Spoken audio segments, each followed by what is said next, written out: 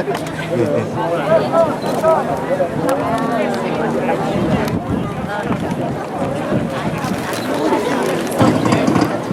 guys hear me?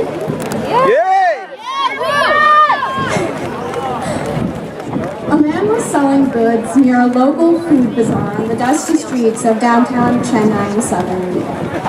As the sun sets, signaling the end of the workday, he packs his things and begins his journey home. As he's walking with his bags of things, he comes across the entrance of a college. Immediately, he takes off his shoes, puts down his things, and bows his head. A passerby asks why he's bowing, to which the man softly replies, "You see that? That's the symbol of an education. That is where God truly is." This man, who never had a day of education in his life, this man, my great-grandfather, understood the true value of an education. As a 17-year-old girl, I don't really know much about the future in the adult world. However, I asked several different people, all from different backgrounds, to help me come up with an amalgamation of advice for the future. Let's start by first hearing from the one man who knows exactly what to say and when to say it. Kanye West, who once profoundly stated, "Believe in your finest, conquer your shyness, be who you want to be, not tomorrow, not the day after, but today." While his grammar might not be stellar, some parts of this still ring true. We fail to realize that the best time of our lives is when we choose it to be. When we go off to college, we'll experience new things that no amount of studying off Spark Notes can help us. But just because these things are new doesn't mean they're stupid. Next, I interviewed the one and only Dr. Ryman, who once said, "Life is about continuous growth, and sometimes that growth is painful.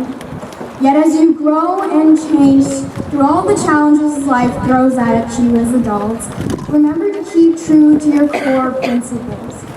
You see, what a lot of people don't realize is that you have the power to decide what has meaning and what doesn't. You are the ultimate decider of what you truly value in your life, and once you discover those values, never stray away from them. Next, I interviewed Miss Amelia, who once said, "If there is one thing I could tell my students, it is to extend all your kindness to whoever you meet. The great thing about being a kind person is that you lose nothing from it. Whenever I'm in the line of a supermarket and I smile at someone who doesn't smile back at me, I just assume they're having a bad day. I assume that maybe they're rude and irritated because they were staying up late taking care of their sick grandmother. Or maybe this is the person who lost her husband in the war. Yes, these possibilities are not probable, but they're not impossible either.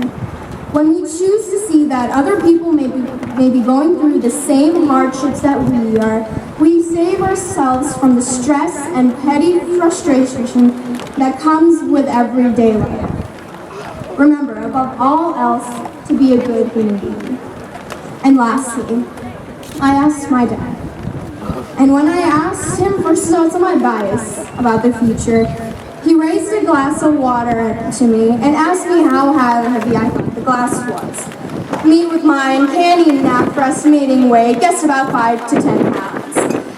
He smiled at me and said that it doesn't matter on the absolute weight of the glass, but rather on how long you will hold it. You see, if I hold it for a minute, I'm okay. If I hold it for an hour, my arm will start to ache. And if I hold it for a day, you'll have to call an ambulance. It's the exact same weight, but the longer you hold it, the heavier it becomes. If we carry our burdens all the time, sooner or later, we won't be able to carry on. When you grow up, you're going to experience hardship. You're going to truly know what the term day in, day out truly means. And that is when it is most important to keep the glass down. While these are all different perspectives, they all share a similar idea. The simple fact that our future is unknown and maybe a little intimidating. But we must keep in mind that our power to choose, our power to decide who and how we want to be in this world is the true definition of freedom. I truly wish the best for all of you, and congratulations.